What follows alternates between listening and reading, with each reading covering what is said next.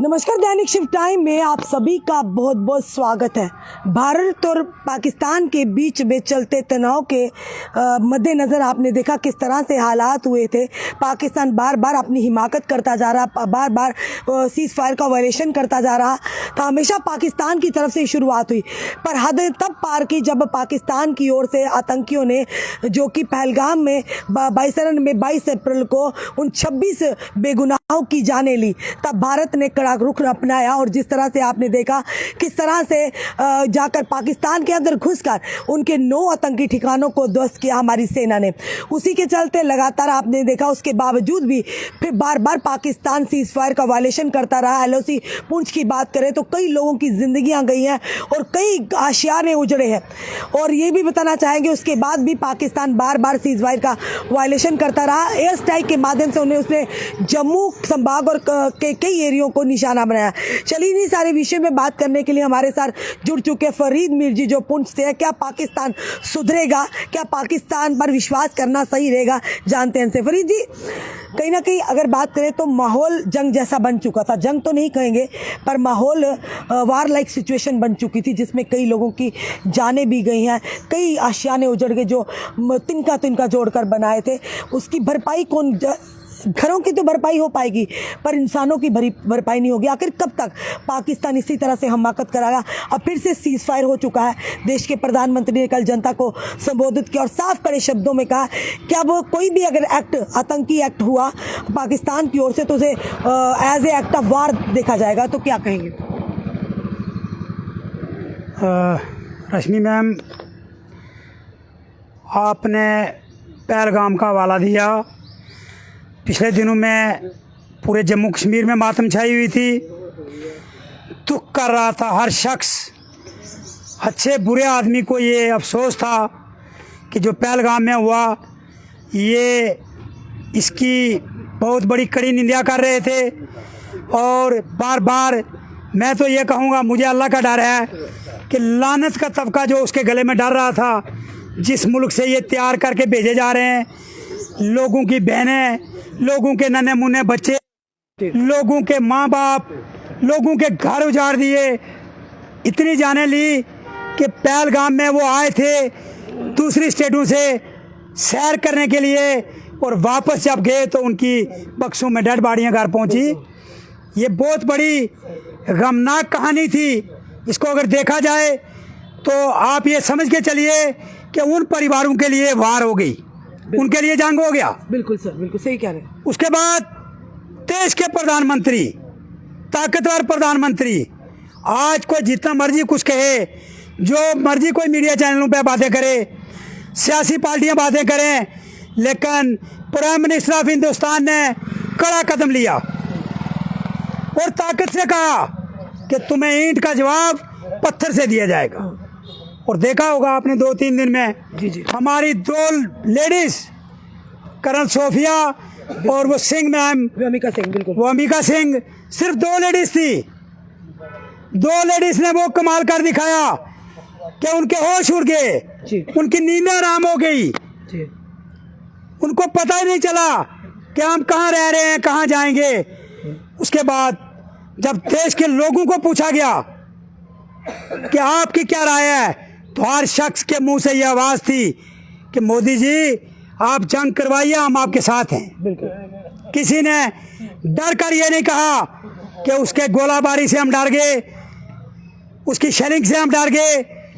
नुकसान के लिए आपने कहा, नुकसान छोड़ के लोगों ने बेचिंत होकर अपनी जान की परवाह न करते हुए अपने देश के प्रधानमंत्री को खुले लफ्जों में कहा कि लड़ाई करवाइए, हम आपके साथ हैं जी। लेकिन इसी के बीच में जो एक प्राइम मिनिस्टर का आदेश हुआ, इंडियन आर्मी चीफ का आदेश था, कल आपने सुना जो हमारा फैसला 3 बजे होना था, ना 12 बजे होना था, वो शाम को 3 बजे फैसला हुआ। उनके DGMO ने बार बार फ़ोन किया, हमारे DGMO ने उस फ़ोन को नहीं उठाया।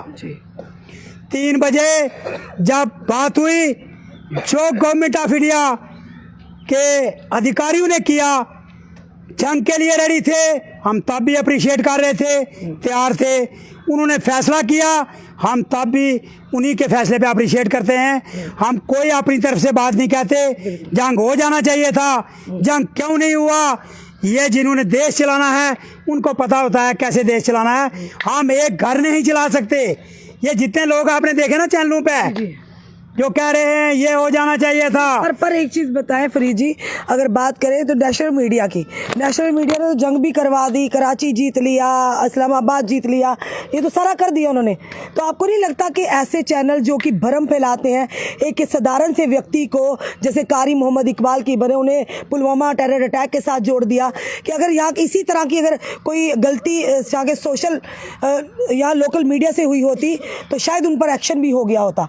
तो नेशनल मीडिया का, क्योंकि मीडिया एक अहम रोल अदा करता है, एक मीडिएटर का काम करता है सरकार, प्रशासन और जनता के बीच में, पर इस तरह की चीज़ें करना क्या शोभा देती? क्या नहीं लगता आपको इतने बड़े बड़े मीडिया हाउसेस पर भी कार्रवाई होनी चाहिए? आपने देखा होगा कारी इकबाल साहब पे जो एक सवाल उठाया गया था। कारी इकबाल साहब शहीद होते हैं, कारी इकबाल साहब को शहीदी रुतबा मिलता है, और आधे घंटे के बाद इंटरनेशनल मीडिया से बयान आ जाता है कि भाई ये तो मिलिटेंट था। और कल वही चैनल अपने चैनल से ही माफ़ी मांग रहा है। बिल्कुल, क्या हमसे गलती हो गई जी, हमें गलती से ये हमारी ज़बान से निकल गया, हम इसकी माफ़ी मांगते हैं।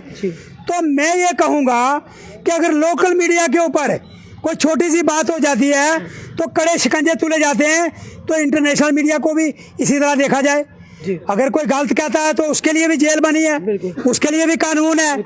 भाई एक शख्स अपने मुल्क के अंदर कुर्बानी देता है, दूसरे मुल्क की बमबारी के साथ उसकी जान चली जाती है, और 1 घंटे के बाद उसके परिवार को ठेस पहुंचाने वालों को मैं ये कहूँगा आपके लिए भी शर्म होनी चाहिए भाई।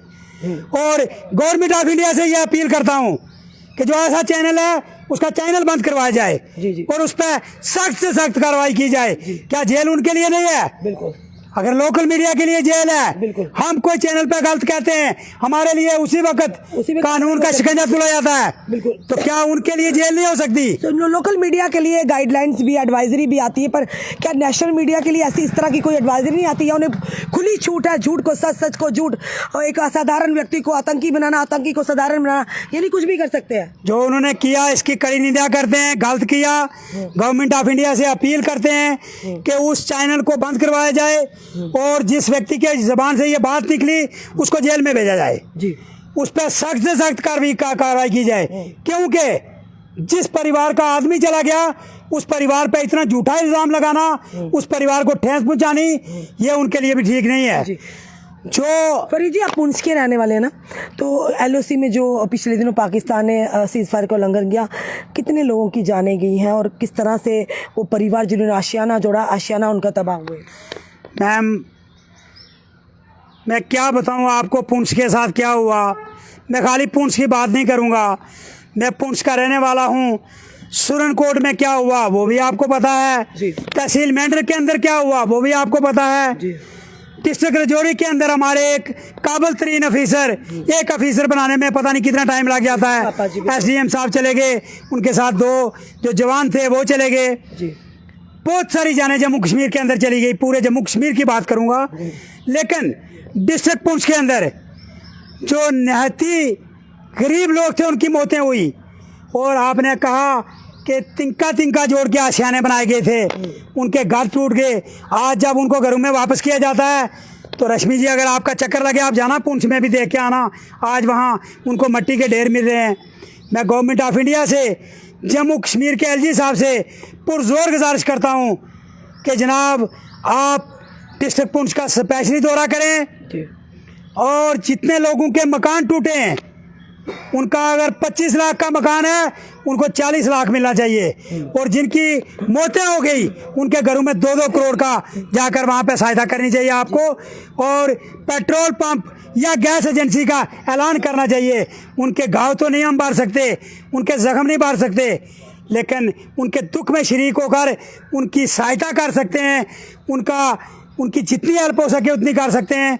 जितने लोग सीरियस हैं हमारे, जो शेलिंग से सीरियस हुए, जिस भी हॉस्पिटल में हैं उस हॉस्पिटल में एलजी साहब आप किसी पटवारी को ना भेजें, आप किसी ऑफिसर को ना भेजें, आप खुद जाएं, वहाँ के डॉक्टरों को सख्त आदेश दिए जाएं कि उनका ट्रीटमेंट सारा फ्री किया जाए, उनसे कोई कार्ड ना मांगा जाए, उनसे कोई फीस ना मांगी जाए और हेल्प की जाए उनकी। 10-10 लाख रुपए उनके घरों में भी दिए जाएं, क्योंकि गरीब लोग हैं जो ज़ख्मी हो गए, उनके छोटे छोटे बच्चे हैं, उनको घर में खाने के लिए नहीं, उनके घर में कोई सहायता नहीं। तो गवर्नमेंट ऑफ इंडिया के पास इतनी सारी प्रॉपर्टियां हैं, इतना पैसा है, जितना दें उतना कम है। मैं रश्मि जी आपको ये कहूँ कि मेंढर के अंदर आप मेंढर की बात करेंगे, तहसील मेंढर के अंदर जो हमारा कसाब, बेरा, पीजी, बालाकोट, बनलोई, सागरा, जितने भी हमारे गांव हैं, उनको पाकिस्तानी जितने भी बमबार हुए उससे उन एरियाज़ को छान दिया हुआ है। जिसमें मेंढर में हमारी बहन जो सरदार मनकोट से थे, उनकी वाइफ वो चली गई, उनके घर में जाकर भी उनकी हेल्प की जाए। और पुंछ में जितनी भी जाने गई, वहाँ मैं गुजारिश बार बार करता हूँ कि एलजी साहब पावरें आपके पास हैं, आपको डिस्ट्रिक्ट पुंछ में जाके, बाकी इसलिए नहीं कह रहा हूँ कि दूसरे अगर जिनकी गवर्नमेंट है वो जाएंगे भी तो उनके पास पावरें नहीं है उतनी। एमएलए पुंछ ने जो काम किया मैं उसको अप्रिशिएट करता हूँ। यार आप जैसे 10 एमएलए बन जाएं तो मेरे ख्याल में स्टेट में सारी कमी दूर हो सकती है। 10 रविंदर राणे पैदा हो जाएं तो सारी कमी दूर हो सकती है। रविंदर राणा अपने इलाके में, एजाज जान अपने इलाके में, उन्होंने तूफान काम किया है। और मैं बार बार एलजी साहब को ये कहूँगा कि जितने नुकसानात हुए उनकी जो भरपाई है वो आप खुद करें। मेरी ये पुरजोर गुजारिश है आपसे कि सर पटवारियों को ना भेजें, सर ना ऑफिसरों पे छोड़ें, सर खुद जाएं आप वहाँ पे और जाकर मायना करें, जिसका नुकसान हुआ उसका नुकसान पूरा करें। अगर आप मुलाजमों पे छोड़ देंगे तो सर गरीब वहाँ का वहाँ ही रह जाएगा, क्योंकि गरीब की सुनाई कहीं नहीं। एक बात आखिर में रश्मि जी, डिस्ट्रिक्ट पुंछ के डीसी साहब जिनके लिए मैं अच्छी तरह जानता हूं कि मैं था वहां पे, पुंछ के डीसी साहब ने जो कर दिखाया उसको अप्रिशिएट करता हूं। उसके साथ साथ मैं पुलिस सुप्रिटेंडेंट पुंछ, मेरे भाई जहाँ पे भी कोई बात हुई वहाँ जान की परवाह ना करते हुए वो वहाँ पहुँचे। एसडीपीओ मेंढर, एसडीपीओ सुरनकोट जो आमला था पुलिस का, उन्होंने तो इस तरह काम किया जैसे गवर्नमेंट के मिनिस्टर भी नहीं कर पाते। और मिनिस्टरों ने जो किया उसके लिए भी आप एक बात सुन लें। हमारे 2 लीडर जिनका मैंने नाम लिया, इनको छोड़ के रश्मि मैम आपने भी देखा होगा कल चैनलों पे लीडरों ने बयान दिया, दुख है हमें, आपका दुख है हमें। ओ भाई ना करें दुख, आप कल ना दुख करें जब सीज फायर हो गया तो सिर्फ दुख किया उन्होंने, दुख किया, पहुंचे क्यों? पहुंचने की उनकी जरूरत ही नहीं थी। ऐसी लगे हुए थे, आराम कर रहे थे, मकानों के अंदर थे। लेकिन ये 2 शख्स जंगलों में, पहाड़ियों के ऊपर ये कूद कर अपने लोगों के बीच में गए हैं। एजाज अहमद जान एमएलए पुंछ और रविंदर राणा जो इलेक्शन हारा हुआ है, लेकिन उस शख्स ने वो कर दिखाया जो हम सोच भी नहीं सकते। अप्रिशिएट करते हैं इन दोनों को। आखिर में जो प्राइम मिनिस्टर ऑफ हिंदुस्तान ने किया उसको हम अप्रिशिएट करते हैं। जो गवर्नमेंट ऑफ इंडिया ने डिसीजन लिया, चीफ ने डिसीजन लिया, आर्मी ने, डीजीएमओ ने लिया, उस पर हम अप्रिशिएट करते हैं। लड़ाई के लिए तैयार हुए तो हम सबसे आगे, फैसला किया तब भी सबसे आगे। बहुत बहुत शुक्रिया, धन्यवाद। ये थे हमारे साथ फरीद मीर जी जो पुंछ से रहने वाले, उन्होंने पूरी हालात पुंछ के बताए। और एलजी मनोज सिन्हा भी कहा कि आप पर्सनली वो उन परिवारों के पास जाएं जिन्होंने अपनों को खोया और जिनके आशियाने उजड़े। साथ ही साथ उन्होंने कहा कि कुछ नेता टीवी डिबेट में बैठकर कह रहे हैं हमें अफसोस है, हमें खेद है। उन्होंने कहा कि उनको खेद करने की ज़रूरत नहीं है, अफसोस करने की ज़रूरत नहीं है। बाकी हाँ, जो ज़मीनी स्तर से लोग जुड़े, जिस तरह से नेशनल कॉन्फ्रेंस के जो विधायक हैं एजाज जान जी पुंछ हवेली के, वो जिस तरह से ज़मीनी स्तर पर लोगों तक जा रहे हैं, पहाड़ियाँ चढ़ कर जा रहे हैं, लोगों तक पहुंच रहे हैं, उसी तरह से रविंदर राणा, भले ही वहाँ के लोगों ने मैंडेट नहीं दिया, उसके बावजूद भी रविंदर राणा लोगों में जा रहे हैं, उनकी परेशानी को समझ रहे हैं, सोच रहे हैं। ये होते हैं असली नेता कि मुश्किल घड़ी में अपनी जनता के साथ खड़े हों, संवेदना जताए कि हम आपके साथ हैं, जनता अपने आप को असहाय मजबूर ना समझे। फिलहाल अभी सीज़ फायर हुआ है, अब देखना कितनी देर सीज़ फायर का उल्लंघन नहीं करता है पाकिस्तान। और फरीद मीर ने कहा हमारी सेना का जो फैसला, हमारे देश का जो फैसला, वो हमारे लिए सर्वोपरि है। अगर जंग होगी हम देश के प्रधानमंत्री देश की सेना के साथ हैं, और अगर सीज़ फायर का फैसला लिया है हम देश के प्रधानमंत्री देश की सेना के साथ हैं। फिलहाल आपका क्या कहना है ज़रूर बताइएगा और इस वीडियो को शेयर कीजिएगा। जुड़े रहिए हमारे साथ अगले अपडेट के लिए। जय हिंद, जय भारत।